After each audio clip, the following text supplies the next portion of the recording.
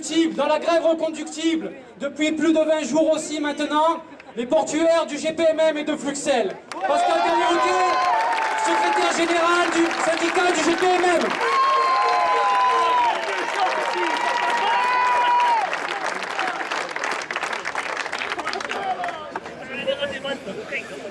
Chers camarades, après plus de 3 mois de contestation, plus de 3 semaines de grève reconductible, le mouvement ne cesse de s'amplifier.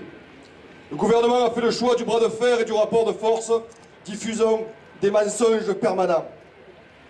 Comme l'avait fait avant lui Sarkozy avec Guy Môquet, le président de la République a même osé reprendre la phrase de Maurice Thorez, alors secrétaire général du Parti communiste français, prononcée après les accords de Matignon le 11 juin 1936, il y a 80 ans aujourd'hui, qui disait « Il faut savoir arrêter une grève ».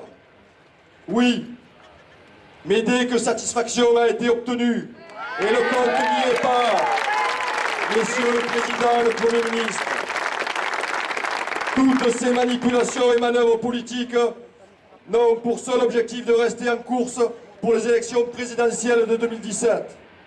Cette posture politique électorale ne sera pas sans conséquence. Et nous vous affronterons demain dans les urnes comme nous vous affrontons aujourd'hui dans la rue. Aux abois et suspendus aux décisions de chaque assemblée générale, ce gouvernement méprisant à l'agonie, avec la complicité du patronat, guette et tente chaque jour d'enrayer ce mouvement national historique. Des raffineries, dans les transports, les ports, l'énergie, l'industrie, les territoriaux et bien d'autres. Chacune de ces professions contribue et apporte une étape supplémentaire au mouvement social. Chaque initiative renforce nos relations interprofessionnelles et scelle un peu plus, dans l'unité et la confiance, notre fraternité. Oui, il est difficile de lutter comme nous le faisons, humainement, avec des camarades blessés, gazés et matraqués, mais également financièrement. Cela demande des sacrifices importants, nous le savons. Mais avons-nous le choix? Allons-nous accepter l'esclavagisme qu'ils veulent nous imposer? Allons-nous retourner dans nos usines, dans nos entreprises, la tête basse, ou faire le choix de se dresser et de serrer les dents pour continuer le combat et pour augmenter la pression?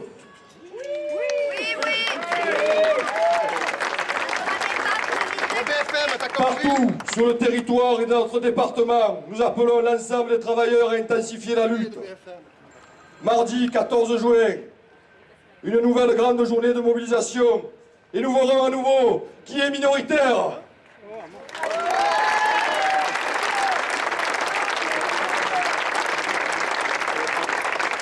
Camarades, 70 navires en rade qui leur coûtent chaque jour des millions d'euros. Car l'épreuve économique que nous leur imposons les déstabilise. Nous pouvons être fiers du travail accompli tous ensemble, sans douter de l'issue finale. Fiers d'être toujours là, debout, fiers d'être en lutte, de nous lever tôt le matin pour occuper les sites et d'y rester la nuit. Que ce gouvernement retrouve la raison et un peu de lucidité et qu'il redonne du sens au mot démocratie. Car si ce n'est pas suffisant, nous continuerons et nous gagnerons. Vive les travailleurs en lutte, vive la CGT et on ne lâche rien. Merci.